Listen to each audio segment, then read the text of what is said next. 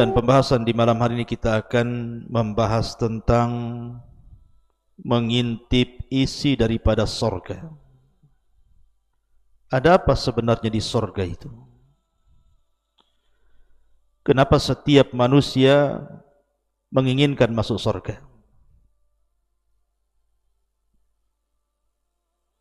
Terutama seorang mukmin tidak akan kenyang untuk beramal saleh sampai betul-betul kedua kakinya menginjak surga. Ma'asyiral muslimin yang dimuliakan Allah Subhanahu wa taala. Bicara tentang surga, surga itu sebuah tempat yang Allah peruntukkan untuk orang-orang yang bertakwa. Manusia di dunia ini ada batas usia. Tetapi ketika Allah Subhanahu wa taala letakkan manusia di sorga, maka sorga itu hayatan khalidatan bila mautin. Kehidupan yang sangat kekal dan tidak ada kematian. Makanya sorga itu disebut darun la tafna, sebuah tempat yang tidak mungkin binasa. Bahkan sorga adalah daru ma'manin wa aman. Sorga itu tempat yang sangat nyaman dan aman. Tidak ada kekurangan di sorga. Semua isinya sempurna. Dan tidak ada yang diharamkan di sorga itu.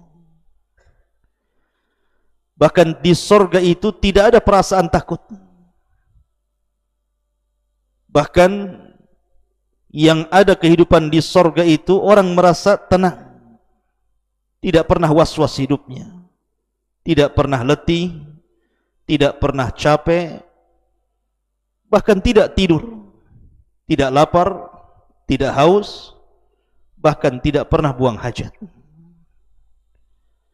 Makanya sorga itu adalah daru jazain wa na'imin, sebuah tempat balasan dan nikmat bagi orang-orang yang memasukinya. Lalu apa sebenarnya isinya sorga itu? Ma'asyiral muslimin yang dimuliakan Allah Subhanahu wa taala. Ketika orang dimasukkan ke dalam sorga, tentu masuk dari pintu-pintu sorga. Dan pintu-pintu sorga itu lebih banyak dibandingkan pintu neraka. Kalau pintu neraka itu cuma 7. Kalau pintu sorga itu 8. Kenapa Allah Subhanahu wa ta'ala lebihkan satu pintu sorga dari pintu-pintu neraka? Allah ingin menunjukkan bahwa kasih sayang Allah lebih luas dibandingkan murkanya. Makanya pintu sorga lebih banyak dibandingkan pintu neraka. Di sana ada pintu salat, di sana ada pintu sedekah, di sana ada pintu rayyan bagi orang-orang yang berpuasa. Di sana ada pintu jihad, pintu haji, pintu kadiminal ghaid yang suka menahan amarah. Di sana pintu babur ridha, babut taubah, dan begitu seterusnya. Ma'asyiral muslimin yang dimuliakan Allah Azza wa Jalla. Ketika seseorang berhasil masuk ke dalam surga, maka Anda akan diperlihatkan sebuah istana yang sangat megah. Nabi SAW menceritakan ketika peristiwa Isra Mi'raj, Rasul masuk ke dalam surga. Tapi ketika diperlihatkan neraka, Rasul tidak masuk neraka. Rasul hanya melihat neraka itu dari kejauhan. Enggak mungkin Rasul masuk neraka, bisa terbakar. Tetapi ketika diperlihatkan surga, Rasul masuk ke dalam surga. Makanya dia mengatakan dakhaltul jannah fa idza ana biqasrin minadz zahab. Aku masuk ke dalam surga, tiba-tiba aku melihat istana yang sangat megah terbuat dari emas. Maka Rasul mengatakan faqultu liman hadza? Aku katakan, kata Rasul, ini istana siapa? Maka dikatakan li rajulin min Quraisyin, ini istana punya anak muda dari Quraisy. Kata Rasul fadhanantu annahu ana. Jangan-jangan itu saya, karena saya orang Quraisy. Kemudian Rasul memastikan lagi, liman hadza? Untuk siapa ini? Kemudian malaikat mengatakan li Umar ibnil Khattab radhiyallahu an. Ini istananya Umar ibnil Khattab. Perhatikan sifat istananya. Dalam sebuah hadis yang disahihkan oleh Syekh Nasiruddin Al-Albani rahimahullahu taala, ketika seorang sahabat datang kepada Rasul kemudian bertanya tentang surga. Qulna akhbirna an bina'il jannah ya Rasulullah. Kabarkan kepadaku Rasul tentang bangunan-bangunan surga itu seperti apa? Kata Nabi sallallahu alaihi wasallam, labinatun min dhahabin wa labinatun min fiddatin. Satu bata untuk membangun bangunan di sorga itu terbuat dari emas. Kok di pondok kita ini pakai bata kok hitam lagi. Kok di sorga itu batanya saja dari emas. Kemudian walabinatun min fiddatin. Satu bata yang lain terbuat dari perak. Kemudian milatuha al-misku. Kemudian lantainya berupa minyak kasturi yang sangat harum. Lantainya saja harum. Kemudian waturbatuha za'faran, tanahnya berupa za'faran. Wa hasba'uha al-lu'lu' wal yakut, kerikilnya itu berupa mutiara dan permata. Oh, di sini kerikil batu lah kan begitu. Kita lihat batu itu. Berapa lori itu kita butuh batunya. Ini kerikilnya berupa mutiara dan permata, bayangkan. Man yadkhuluha yan'am wa la yab'as wa yukhallad wa la yamutu wa la tabla thiyabuhum wa la tafna shababuhum. Siapa yang masuk ke dalam sorga, maka dia akan senang dan tidak akan pernah susah, akan kekal dan tidak akan pernah mati, bajunya tidak pernah rusak dan masa mudanya tidak pernah berlalu. Karena penduduk sorga itu usianya sama dengan Isa ketika diangkat ke langit, 33 tahun. Mari lihat istananya yang begitu indah itu, terbuat dari emas perak, terbuat dari mutiara-mutiara, dari za'faran, dari misik. Bagaimana kamar-kamarnya? Kita masuk ke dalam istana, maka digambarkan oleh Nabi SAW, inna ahlal jannah la tarawna ahlal ghurafi min fawqihim kama tatara'awna al-kawakibad durriyah al-ghabira fil ufuki minal masyriqi awil maghrib litafadul bainahum. Kata Nabi SAW, sungguh penduduk sorga itu saling melihat dengan penduduk sorga yang lainnya dari kamar atas mereka. Jadi mereka saling melihat. Sebagaimana mereka melihat bintang-bintang yang bersinar terang di ufuk sebelah timur dan barat. Dikarenakan perbedaan keutamaan di antara mereka. Kemudian sahabat bertanya, ya Rasulullah, tilka manazilul anbiya, apakah kamar-kamar itu adalah tempatnya para nabi? Kata Rasul, la yablughuha ghairuhum. Tidak, siapapun bisa masuk ke kamar itu. Ma'asyiral muslimin yang dimuliakan Allah Azza wa Jalla, artinya bahwa disediakan kamar-kamar yang tinggi, dan kamar-kamar itu dijelaskan yura dhahiruha min batiniha wa batinuha min dhahiriha, di mana orang luar bisa melihat ke dalam, orang dalam bisa melihat keluar. Artinya seperti kamar kaca. Lihat kalau kita melihat sebuah tempat di ketinggian, mungkin berupa villa, kemudian terangkai dari kaca-kaca yang indah, rasanya kita pengen kemudian tinggal di situ. Maka surga jauh lebih indah dibandingkan villa-villa yang mahal harganya itu. Bukan hanya itu saja, di halaman istana terdapat kemah-kemah. Kata Nabi SAW, inna lil mu'min fil jannati la khaymatun min lu'lu'in wahidatin mujawwafatin tuluha sittuna milan. Walil mu'mini fiha ahlun yatufu alaihimul mu'min fala yara ba'duhum ba'dah.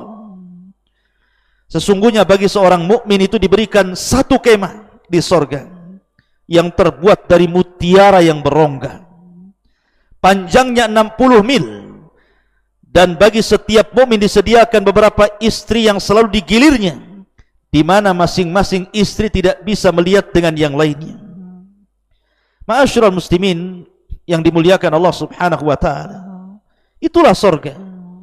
Memiliki pemandangan yang luar biasa, ada dipan-dipan yang tinggi yang diliputi kebersihan, kesucian. Di sana ada gelas-gelas yang suci yang disediakan untuk diminum.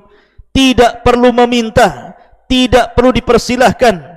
Bantal-bantalnya, tilam-tilamnya bertelekan di mana-mana. Karpet-karpetnya, sajadah-sajadahnya terhampar di mana-mana, dan perhiasan-perhiasannya bergemerlap di mana-mana sehingga orang yang duduk senang di situ.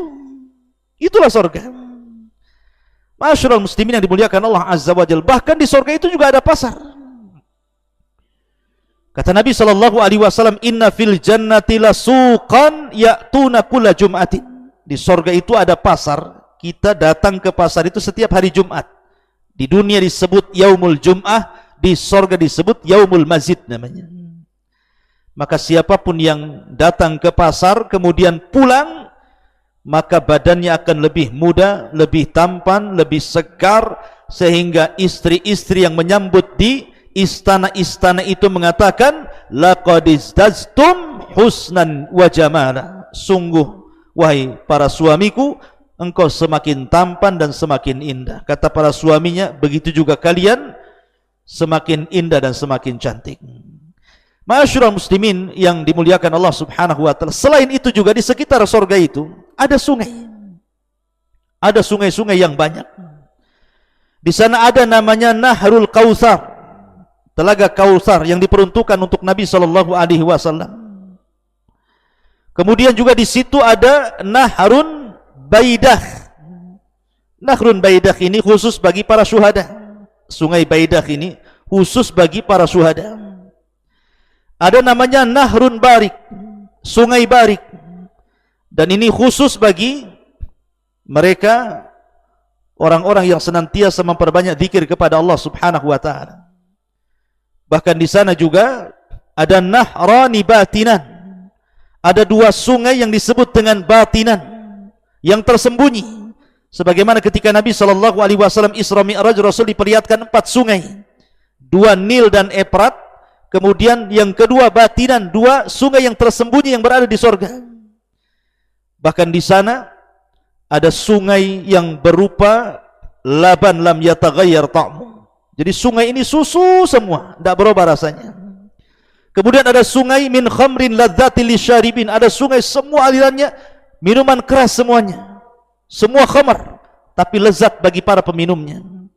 Kemudian juga di sana ada sungai min asalin musaffa. Madu yang sudah diperas sehingga madu ini sangat jernih sekali. Dan di sana juga ada sungai yang betul-betul airnya sangat jernih sekali, yang susah didapati di dunia. Kita mencari air jernih itu harus beli, tapi di sorga tinggal nyiduk saja. Bukan hanya sungai-sungai saja, di sana ada mata air. Ada namanya Ainu Tasnim, mata air Tasnim, yang Allah Subhanahu wa taala firmankan, yusqauna mir rahikim makhtum khitamuhu miskun wa fi dzalika falyatanafasil mutanafisun wa mizajuhu min tasnim. Jadi ada mata air yang namanya tasnim. Jadi mata air tasnim ini mata air yang sangat indah sekali. Kemudian ada mata air kafur namanya, dan dikhususkan bagi orang-orang yang banyak berbuat kebaikan. Innal abrara yashrabuna min ka'sin kana mizajuha kafura. Sesungguhnya orang-orang yang abrar, yang baik, mereka akan minum dari gelas setiap dari mata air diambil dari mata air kafur. Kemudian juga ada Ainun Zanzabil, air jahe. Tentu beda air jahe dunia dengan sorga. Wa yusqauna fiha ka'san kana mizajuha zanjabila, zanzabil jahe. Kemudian ada Ain Salsabila. Ain Salsabila, mata air Salsabila, juga disebutkan dalam Al-Quran, Ainan fiha tusamma Salsabila. Kemudian ada Ainun Tahur, wasaqahum rabbuhum syaraban tahura. Di sana juga Al-Ainu, ada mata air yang Al-Jariyah, yang mengalir. Ada mata air Nadhokhah yang muncrat dari bawah ke atas gitu ya. Jadi indah sekali surga itu. Jadi ada sungai-sungainya, ada mata airnya, bahkan ada kebun-kebunnya. Ya, ada kebun-kebunnya. Di sana ada syajaratun tuba, pohon tuba namanya. Kata Nabi sallallahu alaihi wasallam, tuba lil ghurabah, Beruntunglah bagi orang-orang yang asing ketika membela sunnah. Ada yang mentafsirkan tuba itu adalah syajaratul jannah, sebuah pohon di sorga, yang kalau seandainya Anda berjalan di pohon tuba ini 100 tahun dengan kuda balap, maka tidak akan hilang naungannya. Di sana ada sidratil muntaha, ada pohon sidrah bidara, puncak daripada ilmu makhluk sampai di sidratil muntaha. Kemudian di sana banyak pohon, berbagai macam pohon yang sangat rindang, yang batang-batangnya terbuat dari emas dan juga dari perak, dan buah-buahan sangat banyak. Di dalam pohon itu banyak buah-buahan. Sebagaimana Allah Subhanahu wa taala mengatakan min kulli faqihatin zaujan. Banyak buah-buahan yang bermacam-macam. Kemudian juga faqihatin mimma yatakhayyarun, buah-buahan sesuai dengan yang mereka kehendaki. Kemudian juga Allah mengatakan fiha faqihatun wan nakhlu dzatul akmam. Kemudian juga Allah mengatakan faqihatun wa nakhlun war rumman. Banyak sekali ayat-ayat yang Al-Qur'an yang menjelaskan tentang banyaknya buah-buahan di sorga itu. Dan anehnya ada kemiripan buah-buahan di sorga dengan buah-buahan di dunia. Seperti rumman. Rumman itu delima. Di dunia ada delima, di sorga pun ada delima. Inab, anggur. Di dunia juga ada anggur, di sorga juga ada anggur. Nakhil, kurma. Di dunia ada kurma, di sorga juga ada kurma. Mauz, pisang. Di sorga ada pisang, di dunia juga ada pisang. Dan banyak lagi makanan-makanan atau buah-buahan yang ada di dunia, ada di sorga. Tetapi kemiripan ini hanya sekedar nama, bukan hakikat. Karena sorga itu mala ainun ra'at, wala udhunun sami'at, wala khatara ala qalbi bashar. Adapun makanan ahli sorga, mereka memakan daging-daging yang sangat segar, walahmi tairin, dan daging tair. Dan ingat bahwa binatang di sorga itu disebut tair, bisa terbang. Beda dengan binatang di bumi, melata di bumi, berjalan di permukaan bumi. Di sorga itu tidak ada yang binatang melata, semua binatang terbang. Mau kambingnya, mau sapinya, mau untanya terbang. Anda pun terbang di sana. Tidak usah cita-cita jadi Superman di dunia, nanti di sorga Anda terbang. Ma'asyiral muslimin, pakai apa Ustaz? Pakai rop-rop. Orang akan diberikan rop-rop masing-masing, diberikan sayap masing-masing sehingga bisa terbang ke sana kemari. Makanya disebut Ja'far itu at-tayyar. Ja'far at-tayyar. Ketika Ja'far berperang, kemudian patah tangan kanannya, ditebas tangan kirinya sehingga tidak punya tangan kedua-duanya, maka Allah gantikan kedua tangan dengan sayap sehingga Rasul menyebutnya at-tayyar. Ja'far yang akan terbang di sorga sesuai dengan kehendaknya. Dan yang pertama kali dimakan penduduk sorga adalah kabidil hut, hatinya ikan paus. Ma'asyiral muslimin yang dimuliakan Allah Subhanahu wa ta'ala, adapun sifat ahli sorga, jadi kalau Allah takdirkan Anda masuk ke dalam sorga, maka Allah Subhanahu wa ta'ala akan bentuk Anda ini kasurati abikum Adam. Pertama, seperti bentuk bapak kita Adam. Seperti bentuk bapak kita Adam. Berapa tingginya? 60 hasta, lebarnya 7 hasta. Kemudian yang kedua, kata Nabi, yadkhulu ahlul jannah jurdan murdan. Jadi penduduk sorga itu kalau sudah masuk ke dalam sorga, maka keadaan rambut mereka pendek dan juga jarang. Seakan-akan dalam kondisi pendek, tidak gondrong gitu bahasa kitanya ya, sehingga rapi gitu ya. Kemudian juga mata mereka bercelak ya, sehingga pandangan mereka tajam gitu ya. Kemudian juga murdan, mereka bahasa kitanya mungkin seperti anak kecil yang memiliki kulit yang halus. Itulah penduduk sorga. Dan hati mereka afidatuhum mislu afidatit tayr. Jadi hati mereka itu seperti hati seekor burung. Tidak ada dendam di antara mereka. Wa naza'na ma fi sudurihim min ghillin ikhwana. Jadi mereka itu bersahabat. Tidak ada yang dendam, tidak ada yang hasad, tidak ada yang bermusuhan, tidak ada caci maki. Semua kalimat di sorga itu salam, keselamatan. Bahkan pakaian di sorga itu kata Rasul, man yadkhulul jannah yan'am wala yab'as wala tabla thiyabuhu wala tafna syababuhu. Orang yang masuk surga itu maka diberikan kenikmatan dan tidak pernah diberikan kesusahan, dan baju-baju mereka tidak pernah usang sama sekali. Begitu juga muda mereka tidak pernah tua. Jadi kalau baju di sorga cepat bosan. Kita beli kaos tahun 2 tahun bosan, dibuang beli lagi. Beli tas dibuang lagi, beli sandal dibuang lagi. Dunia ini tempat bosan. Beli apa saja pasti ada bosannya. Tapi di sorga itu tidak akan ada bosan. Karena memang pakaiannya tidak pernah usang. Dan semakin hari semakin indah, semakin hari semakin baik. Sehingga kata Nabi SAW, la tabla thiyabuhu wa la yafna syababuhu. Ma'asyiral muslimin yang dimuliakan Allah Subhanahu wa taala. Kemudian yang Anda harus paham, sorga ini memiliki tingkatan-tingkatan. Syekhul Islam Ibnu Taimiyah rahimahullahu taala ketika menjelaskan tingkatan-tingkatan sorga, beliau mengatakan bahwa tingkatan sorga itu sejumlah ayat dalam Al-Quran 6.500 lebih. Ketika dia memahami hadis Nabi SAW, Iqra wartaq warattil kama kunta turattil fid dunya fa inna manzilataka inda akhiri ayatin taqra'uha.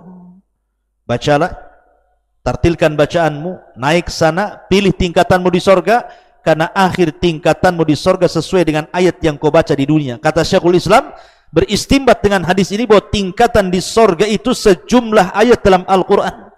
Lah dari sejumlah ayat dalam Al-Quran, Allah khususkan 100 tingkatan bagi para mujahidin fisabilillah. Dan satu tingkatan ke tingkatan berikutnya sejauh langit dan bumi. Dan semakin tinggi sorga, semakin indah. Semakin tinggi, semakin indah. Dan sorga yang paling tinggi disebut dengan Firdaus. Kata Nabi SAW, idza sa'altumullaha fas'alul firdausil a'la fa innahu a'lal jannah wa fawqahu arsyur rahman. Kalau minta sorga jangan tanggung-tanggung, minta sorga Firdaus, karena sorga Firdaus sorga yang paling tinggi, atapnya langsung arsy Allah Subhanahu wa taala. Kemudian di sana ada makom, ada tempat yang sangat indah disebut dengan makom, dan makom yang paling tinggi adalah makom Rasul yang disebut dengan makom mahmudah. Di sana ada makom wasilah yang diperuntukkan untuk Asyah bintu Muzahim. Di sana ada makom fadilah yang diperuntukkan untuk Maryam bintu Imran, dan dua wanita ini akan dipersunting Nabi SAW kelak di sorga. Karena Rasul yang mengatakan wanita terbaik dunia hanya 4, Khadijah bintu Khuwailid, dan sudah menjadi istri Rasul di sorga. Kemudian Maryam bintu Imran belum menikah dan akan menikah dengan Rasul di sorga. Asyah bintu Muzahim karena suaminya kafir Fir'aun, sehingga Fir'aun masuk neraka dan Rasul akan menikah dengan Asyah bintu Muzahim. Kemudian juga putrinya Fatimah adalah keluarga Nabi SAW.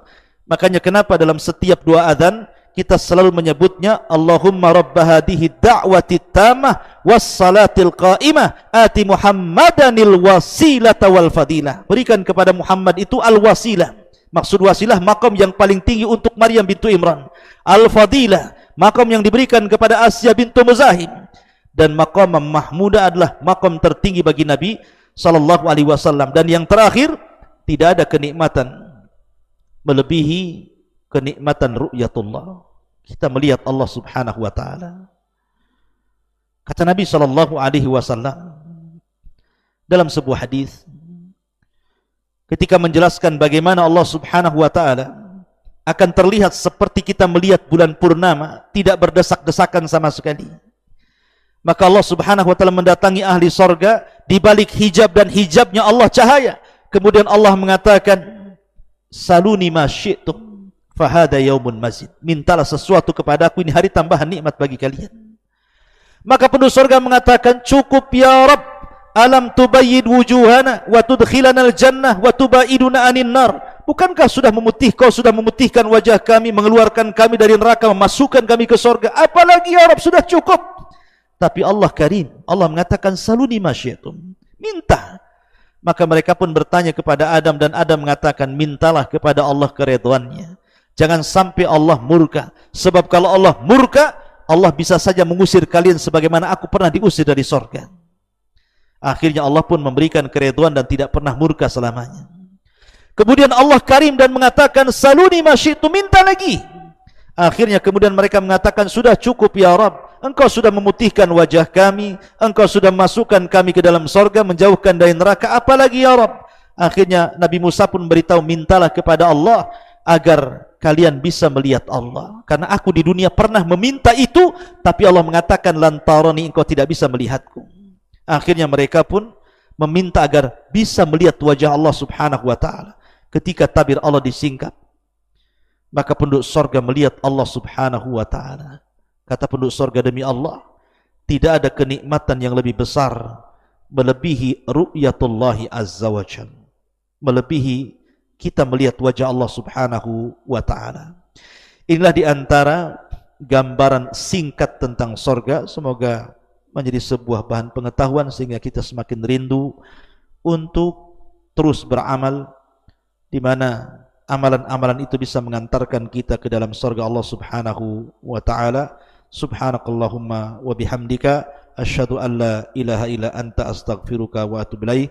Allahu ta'ala alam. Assalamualaikum warahmatullahi wabarakatuh.